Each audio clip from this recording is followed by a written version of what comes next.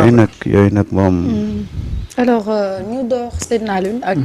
point actu bi nga xam ne xëy na fësal nataalu ko ndongo yi wax ci autopsie bi la mu génnee waaye tamit suspension bi nga xam ne def nañ ko ñeel amical yi. journal bi moom noonu la xëy xamale ko ci xëtam bu njëkk moom point actu muy tiddee incident tragique à l'UCAD mu ne l'autopsie et la suspension des amicales revivent la tension foofee ca université bu Ndakaaru mu ne nag ñu ngi soxla lumière et justice ci li nga xamante ni moom moo dal ci kaw étudiant yile ci deewuk Abdoulaye Baldé bu fekkee ni sax parents mi ñoom nañu jàppee mbir yi nekkul noonu la ko étudiant yi jàppee ndax ñoom parents yi ñu ngi jàpp ne mbirum ndogalum yàlla rek ndax yàlla moo ko bind te yàlla moom moo ko jëlaat ñoom nag ñu ngi mel ni ku xaw a ignorer li nga xamante ni moom mooy cause ki li rey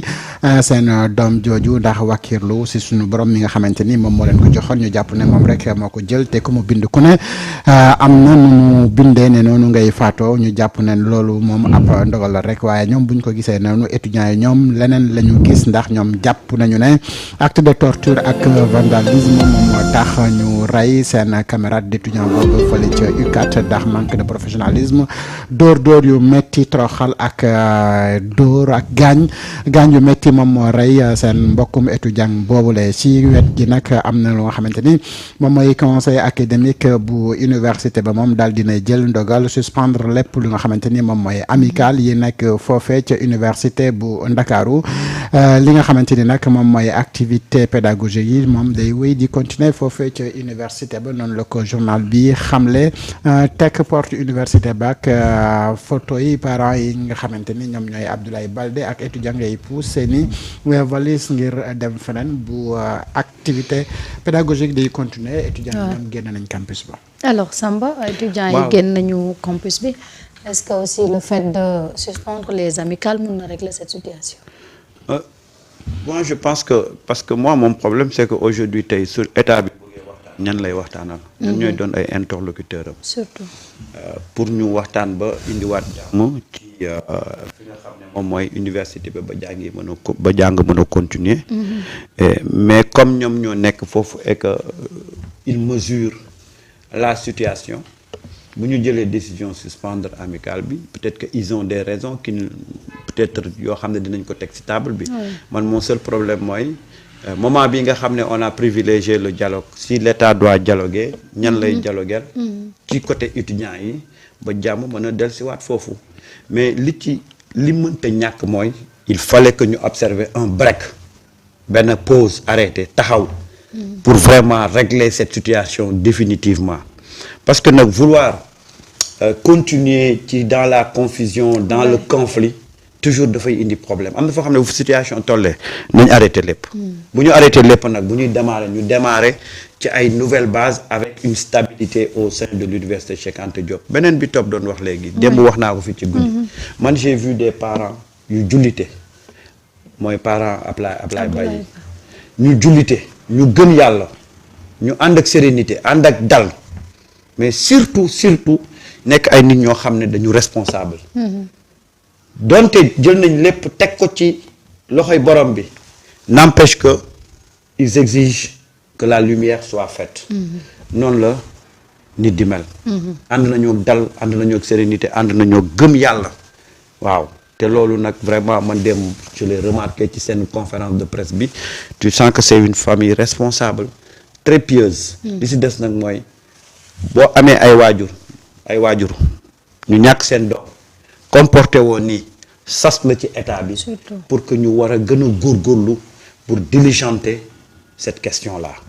moi je pense que le comportement de la famille de Abdoulaye Ba dafa war a nekk sas dafa war a heurter la conscience de l'état pour que ñu dem vers une enquête sérieuse pour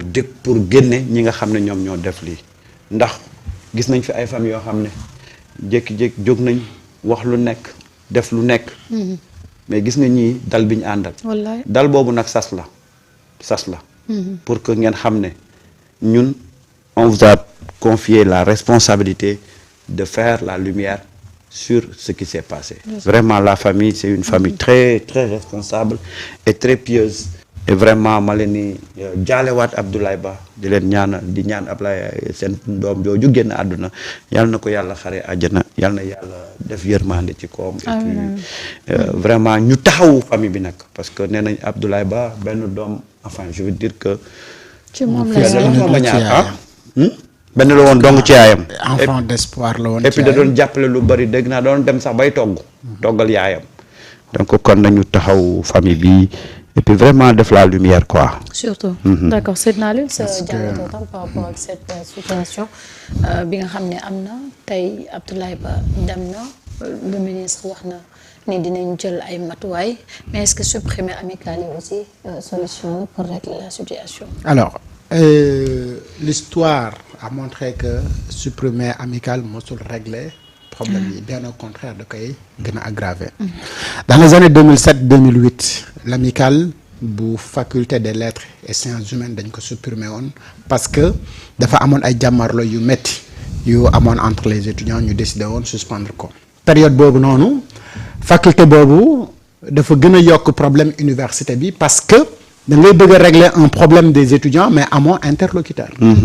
Et quand il n'y a pas d'interlocuteur mooy que ni te mënoo waxtaan ak étudiants yëpp mooy pëccëxoo day am donc foofu pour nga trouver consensus mënutul am. léegi étudiants yi dañuy gis ne li nguur wala di état di bëgg di def du amul interlocuteur donc day jéem a imposer étudiants yi ay mbir te parfois day indi ay révolte donc day gën a aggraver donc le problème et pas trouver donc des solutions.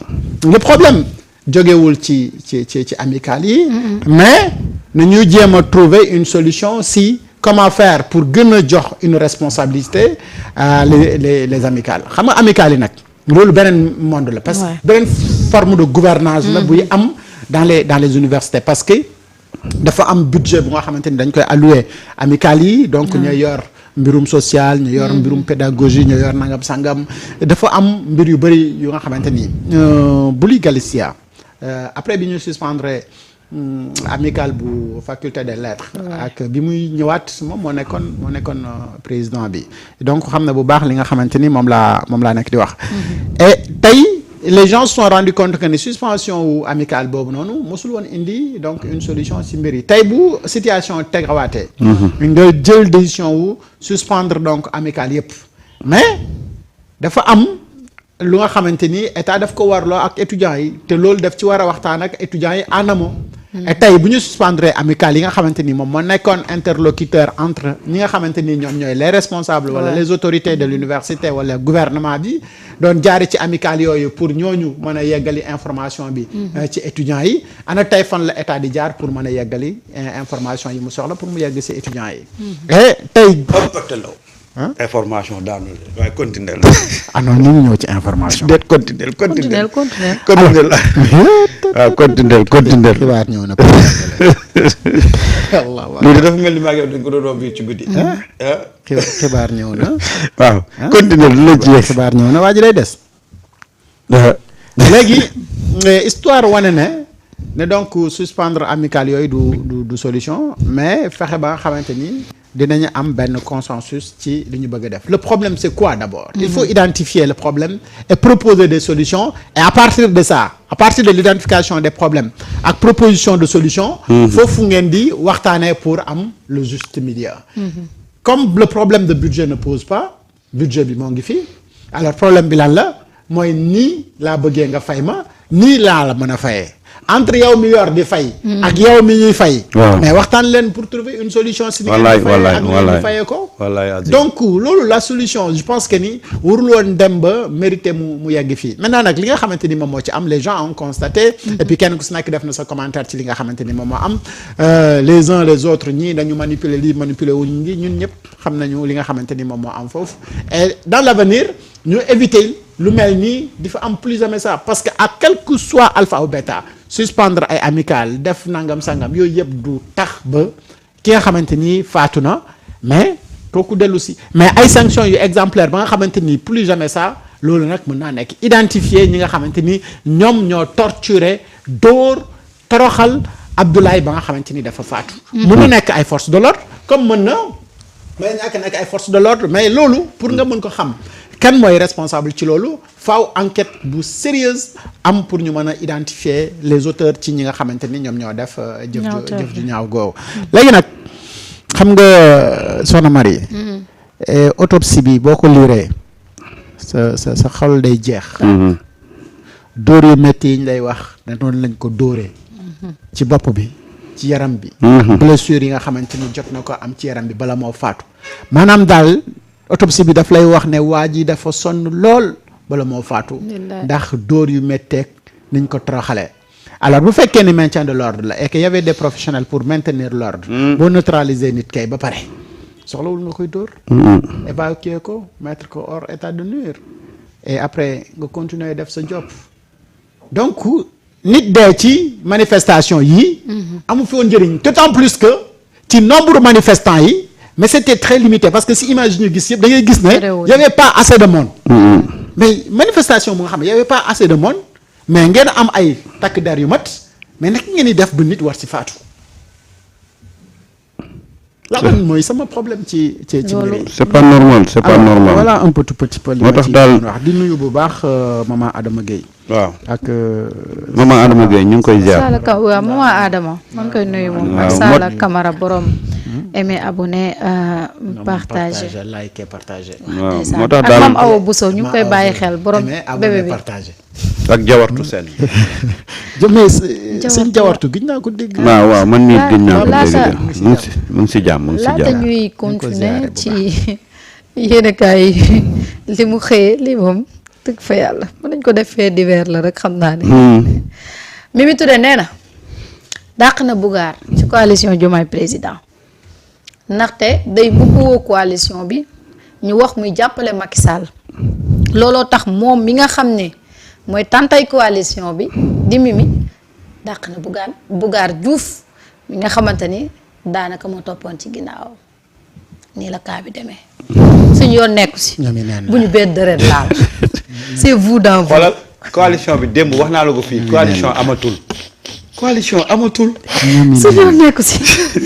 yal na seytaane xeeb doole ñoomi neen la ngeen déggee ko noonu dégg ngeen Mimi nee na dàq na Bougane si kii bi si coalition bi mais Mimi moomul di moom dañ koo dénk waaw waaye mooy buur di bummi di mooy tàntay coalition bi di plein pouvoir u dàq wala Mimi mooy yaayu coalition bi dañ ne moom dañ ko nommé rek pour mu coordonner. waaw ñun yal na seytaane xeeb doole waaw est-ce que du liñ ko jox xam nga ne jox ko mais kon kay coalition bi waruloon tudd coalition Diomaye coalition Mimi la waroon tudd coalition boobu mu amatul tamit démb wax naa leen nee na waaw déglu ko rek nee na en dépit de la mise en garde qui lui a été adressée Monsieur Bougane Diouf a tenu hier au nom de son parti une conférence de presse appelant à soutenir la candidature de l'ancien président Macky Sall au poste de secrétaire général des Nations Unies. Par conséquent, Monsieur Bougane Diouf s'est auto-exclu de la coalition Diomaye Président et n'est plus membre de notre coalition. Je saisis l'occasion pour rappeler que la discipline est très importante pour le bon fonctionnement de notre coalition. yal na seytaane xeeb doole suñu yoon nekku ci yéen a fi créé seen coalition